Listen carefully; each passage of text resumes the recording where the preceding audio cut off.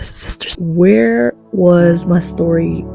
Where did it begin? I had one thing clear and that I never denied and said out loud with my whole chest, and that was that the Lord didn't exist.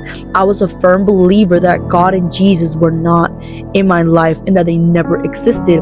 Although my life started as my mother almost aborting me because she had issues with me on her pregnancy, so she was on aborting me. So the devil already wanted to take me out of the picture. And my grandma, she was a firm believer. She still is. She had a firm believer that I was gonna come out fine, healthy, and I was gonna serve the Lord.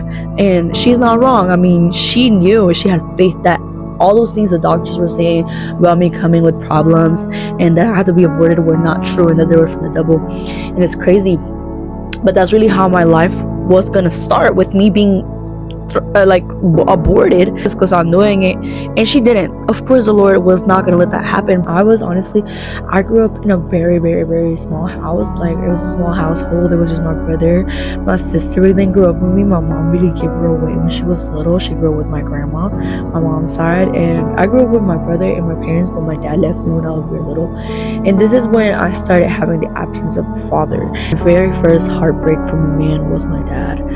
I remember the time my mom she just told me, like, your dad has another girl, your dad has another family, your dad abandoned you. And yeah, something in my heart broke so bad that day. Something in my heart really just broke. Like, there was a moment when I was like, Dad? Like, my dad? Like, you're talking about my dad, right? I just looked at her like, you're crazy. And I think my mom developed this relationship towards me where she just resented me for being the image of my dad, because I resembled my dad so much.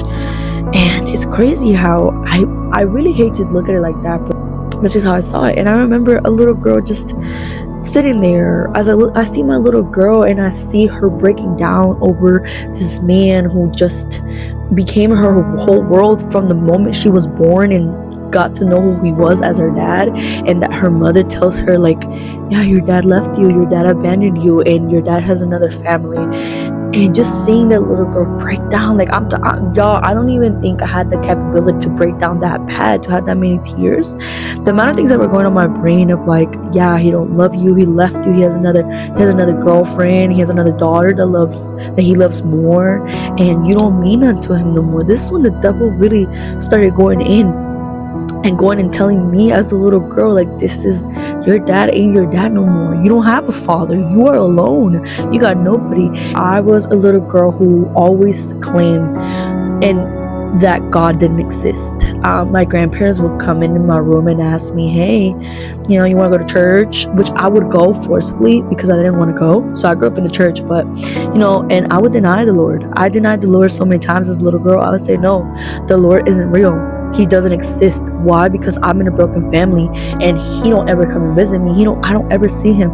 All I see is abuse, and I'm an abuser too. I'm growing up in this violent household, and violent child. I'm talking about 6 years old, and all I can say is that the Lord don't exist. I remember my grandma, because she's very, very devoted. Like, she in prayer war right now for this household and me. And she's always prayed, and she just felt so sad about the fact that I was denying God at such a young age. I really understood the severity. I did not know all the factors, neither all the things that went behind closed doors or the things that my mom had went through with my father. But the fact that I sit here and think,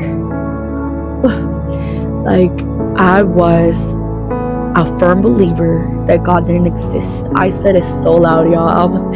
Every time they would ask me, I'd be like, no, he ain't real. Like, he doesn't exist. I don't believe in him. Matter of fact, I said so many times how much I despised the Lord, how many times I did. But of course, I was a little girl with hate in her heart from such a little young age. Like, I hated the Lord, y'all. Like, I hated.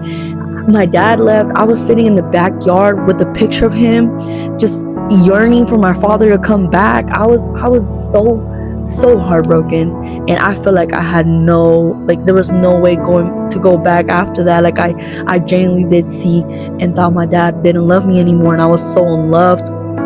I was also getting bullied. I would literally bring things I'm not supposed to bring to school, like guns, knives, and just violently abuse other children. I mean, like getting into fights, just injure them, hurt them until I knew that they couldn't get up, or I knew that they weren't able to speak, or they weren't able to get up. Like until I saw them weak, that's whenever I would let them go. Ways were very violent, and I was also abusing animals. I was being very violent towards animals. I was hating everything and anyone that came my way.